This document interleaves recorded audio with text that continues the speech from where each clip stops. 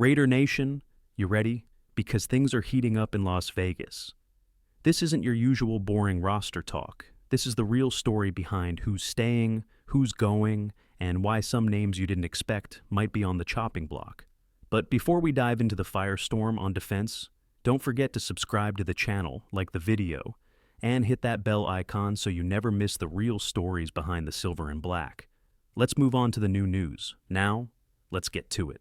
Las Vegas Raiders insider Vincent Bonsignore just dropped a new 53-man roster projection, this time focused on the defensive side of the ball, and trust me, there are some surprises. One of the biggest, Leki Fotu, might not make it past final cuts. Yes, the same player the Raiders signed this offseason to a one-year veteran minimum deal. But here's the thing, this isn't about right now. The cuts won't happen today. This is all about how things could shake out by August. Bonsignore's projected defensive line includes Christian Wilkins, Adam Butler, Janarius Robinson, Nesta Jade, Silvera, John Jenkins, J.J. Pegues, and even Zach Carter, who might just be the dark horse here. The main reason Fotu could be left off? It's all about depth and health. Max Crosby is still the anchor. No one's questioning that. But if Malcolm Kuntze returns at full strength and Wilkins is healthy by week 1, this defensive line could be scary. Butler's dependable. Carter and Snowden bring depth. And rookies Hemingway and Pegs, they're out to prove themselves right out of the gate. Let's get into one of the most debated spots on the Raiders' defense right now, Leki Fotu versus Zach Carter, and why the decision might come down to inches, pounds, and dollars. Now, some insiders are saying Fotu's spot on the roster is in jeopardy. But let's be real, cutting him feels like a stretch. Why? Because Christian Wilkins' status still isn't locked in, and that changes everything. Fotu was getting first-team reps during rookie minicamp for a reason. He's one of the few true nose tackles on the roster, and that size matters.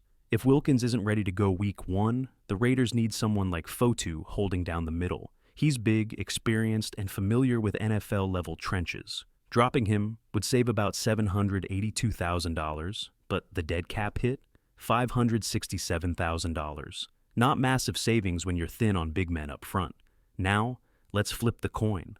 On the other side is Zach Carter, the 2022 third-round pick from the Bengals. He stepped up last season when the D-line was hit by injuries, and the Raiders definitely like his hustle. But there's a catch. Carter is a tweener at 290 pounds. He's not quite a nose tackle, not quite a traditional end. And the Raiders already have similar profiles in J.J. Pegues, Marquez Hemingway, and even Tyree Wilson. It really might come down to this. Who gives the Raiders something they don't already have? If the team gets confident news about Wilkins being 100% healthy, Carter might sneak on to the final 53. But right now, it's a toss-up. And here's the money move. Cutting Carter would save the Raiders $1.1 million with zero dead cap. That's clean. And in the world of tight roster decisions, sometimes it's the small details, like cap savings, that tip the scales. So for now, the battle between Fotu and Carter, it's a true coin flip, with the outcome depending entirely on Wilkins' health and who fits the defensive puzzle best. The battle for roster spots is fierce, but let's keep it real. When it comes to Leki Fotu versus Zach Carter, I'm still rolling with Fotu. Why? Because he fills a critical need. A space-eating defensive tackle who can draw double teams and open up lanes for Crosby, Kuntze, Wilson, you name it. Sure, Carter had better stats last season, but the Raiders don't need more stat sheet stuffers right now. They need an anchor in the middle, someone who makes everyone else's job easier. That's what Fotu brings. That's why I'd keep him. Now, if it's late August and the Raiders end up picking Carter over Fotu, that likely means Wilkins is fully healthy and the front office, maybe led by Telesco and Carroll, wants to lean into youth and versatility. Carter fits that mold. He's younger, more athletic, and comes with a clean contract scenario. But again, his size limits him at the nose spot. Now, let's move to what might be the biggest surprise on the defensive side. Tommy Eichenberg, cut from the 53-man roster. Yep, that's what insider Vincent Bonsignore is predicting. And it's a bold one. Eichenberg was a 5th-round pick in 2024 out of Ohio State, and you'd think that kind of draft investment would give him a longer leash. But with veterans like Jermaine Pratt, Devin White, and Allen and Roberts locking up key linebacker spots, and newcomers like Cody Lindenberg and Amari Gaynor flashing on special teams. Eichenberg's path just got crowded. And here's the X factor: the NFL's new kickoff rules. Special teams value just got a lot more important, and teams now have to prioritize versatility. If Eichenberg isn't standing out on coverage units, he might be the odd man out. He's a solid football player. On the right team, with the right scheme, he could thrive. But in this Raiders setup, it looks like the numbers game and special teams impact may keep him off the final 53. Let's talk about the linebacker room and why Tommy Eichenberg's time in Vegas might be running out. Right now, the Raiders are rolling with a strong trio: Jermaine Pratt, Allen Roberts, and Devin White. These three are expected to replace the production and leadership left behind by Robert Spillane and Divine Diablo. And from what we're seeing, they're already commanding the difference. Then there's Cody Lindenberg, the 7th-round rookie. Some might have labeled him a long shot, but he's getting real attention. Why? Because during minicamp, the Raiders gave him the green dot. That's the signal caller for the entire defense. You don't give a rookie the mic unless you believe he's got the awareness, intelligence, and poise to handle it. Now, factor in Amari Burney and Amari Gaynor, both of whom bring speed, special teams value, and versatility. Eichenberg, he's in a tight spot.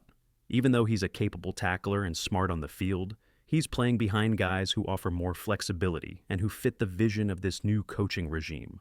And that matters. Bottom line, the coaching staff may simply prefer players with more upside and special teams versatility, something Eichenberg hasn't fully shown yet. It doesn't mean he's not NFL material. He is. But as far as the 2024 Raiders roster goes, the odds aren't in his favor. More roster shakeups are coming, and there are plenty more names on the bubble as we approach final cuts. Let's keep digging into what's really going on inside Raiders camp. Let's shift to the Raiders secondary, and things are starting to take shape. According to insider Vincent Bonsignore, Eric Stokes and Decamerion Darian Porter are currently projected as your starting cornerbacks heading into the season. And honestly, that shouldn't come as a shock. Porter, a 3rd-round pick, is already making waves in camp. He's explosive, physical, and confident, and all signs point to him locking in one of those 2 starting jobs early. He's showing the kind of poise the Raiders haven't had consistently at corner in years. Then there's Eric Stokes, the former 1st-rounder. Injuries slowed him down in Green Bay, but when healthy, he's got top-end speed and sticky coverage ability. Pairing that with Porter's upside could finally give the Raiders the kind of cornerback duo that can hold their own in the AFC West. Bonsignore also suggests the team could carry 6 corners, but there's flexibility here. Why? Because a few of the Raiders' safeties can drop down and play slot or outside corner if needed. That versatility is key, especially with today's passing-heavy offenses. Keep an eye on Thomas Harper, too. The undrafted rookie has impressed early and might sneak onto the roster with his hybrid skill set. He's physical in coverage and isn't afraid to mix it up near the line of scrimmage. Bottom line, Porter is rising fast, Stokes is looking to bounce back, and together, they just might give the Raiders a fresh defensive identity in the secondary. Now, let's talk about the cornerback battle, because this is far from over. As it stands in June, Eric Stokes and Darian Porter are looking like the top 2 starters at corner. That's the current picture. But by the time August rolls around, don't be surprised if things shift. Jacorian Bennett is still in the mix. Bennett, a 4th-round pick in 2023, flashed real potential last season before a shoulder injury cut things short. He's fast, aggressive, and already has game experience. If he's healthy and sharp in camp, he's going to push hard for a starting role. Now, here's where it gets interesting. The Raiders aren't done looking. They've been quietly evaluating more help at cornerback, bringing in veterans and showing interest in big names. They already gave Shaquille Griffin a look. While he's unlikely to leap over Stokes or Porter, the interest shows they're still building that room. And while names like Jair Alexander are off the table, he just signed with the Ravens for just $6 million, a steal. There are still free agents available who could come in and start right away if signed. Think Stephon Gilmore, Kendall Fuller, Asante Samuel Jr., or even Rasul Douglas. These aren't depth guys, they're legit starters, and if any of them land in Vegas, the depth chart could shift quickly. Even Mike Hilton, if the Raiders want slot support, is worth watching. So, for now, Yes, Porter and Stokes are the projected starters, but don't carve it in stone. Training camp and the front office could still rewrite that script. If there's one position group that's keeping Raiders coaches up at night, it's the defensive backs, and especially the cornerback room. Look, this unit has potential, there's talent, but there are still more questions than answers. So, what's the confidence level right now in this Raiders secondary? On a scale of 1 to 10? I'll be honest with you, it's probably a 5.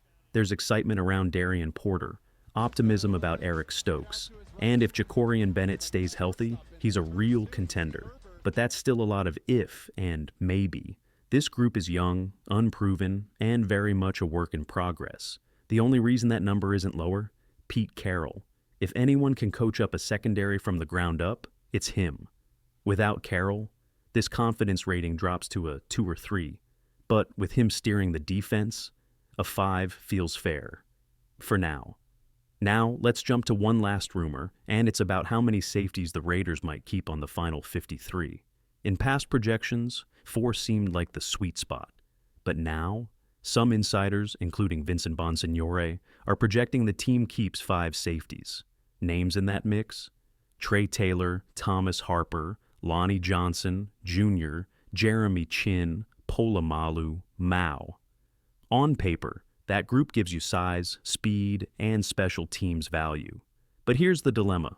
Trey Taylor might be the odd man out. Not because of talent, but because of roster math.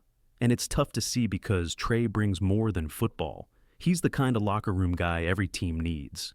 Still, with free agents available at safety who have ties to this staff, Taylor's spot isn't secure. Keep your eyes on names like Julian Blackmon, Jordan, Whitehead, Jalen Mills, Marcus Williams.